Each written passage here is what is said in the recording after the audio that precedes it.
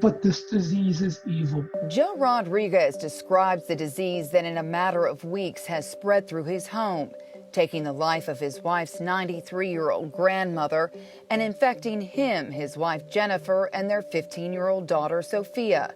The Midlothian family's nightmare with COVID-19 began back on March 23rd, when Joe says he contracted the virus as part of my World Trade Center follow-up during the New York native's annual post-9/11 COPD checkup at his Powhatan doctor's office. It was a roller coaster. It went from 104.5 down to like 97. It got so bad that I've got them here. I had asked my wife to bring up a pair of ski gloves because my hands were so cold. I had 2 pairs of socks on. Joe tried to ride it out at home, but by Sunday, April 5th, things had gone from bad to worse. Sunday morning, I woke up and I had that 900-pound elephant or 9,000-pound elephant sitting on my chest. After being rushed by ambulance in critical condition to St. Francis Medical Center, I was in fear of my life. Joe was admitted to the intensive care unit and started on hydroxychloroquine and azithromycin. He and his wife got their affairs in order as hope was fading. We cried and we did everything. Basically, it was sort of like I'm trying to pass everything on to you, and I just don't know what else to do. That was until he was introduced to Dr. Shilpa Jory. Nice meeting you too. With Pulmonary Associates of Richmond and INO Pulse. It is a small investigational device that delivers a gas called nitric oxide with each breath. Jory says she's used it for years on patients with pulmonary hypertension or constricted blood vessels. But now it's being used as an investigational device for COVID-19 pneumonia patients. The FDA granted emergency access approval March 20th.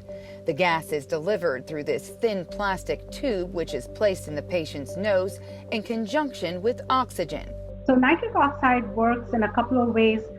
Initially, it helps relax those blood vessels, as a result of which there's more blood flowing to the lungs that can pick up the oxygen, and the blood oxygen levels increase, as a result of which. Added that to my oxygen. And I would say a few hours later, I was sort of awakened out of the stupor with the jolt, because I sort of felt some energy coming back. And he was not alone. Jory says 9 local patients, including Joe, have now completed treatment with INO Pulse. All had required oxygen therapy in the hospital prior to treatment. All of them have recovered and been discharged. Joe, do you think that INO Pulse made the difference in saving your life? I'd like to think that nitric oxide played a major role, because shortly after I was on there, maybe 10, 12 hours later, everything started happening. Well, Dr. Jory acknowledges this is promising. She warns this is an investigational therapy and will require scientific studies and a much larger sample of patients. This disease has affected so many people that we're hopeful that if the clinical trials do get started, at least that number can be fulfilled, and we can have results from it that would guide us to treat patients in the way that the results show.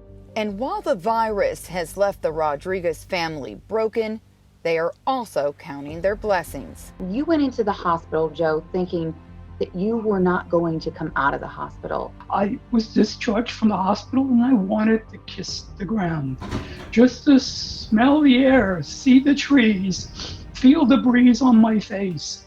I never thought I'd ever get to experience those feelings again. And every day that I've been home here, it's been better and better and better. Joe says the rest of his family is doing okay, and thankfully his 11-year-old daughter, Isabella, has tested negative and is staying with a relative.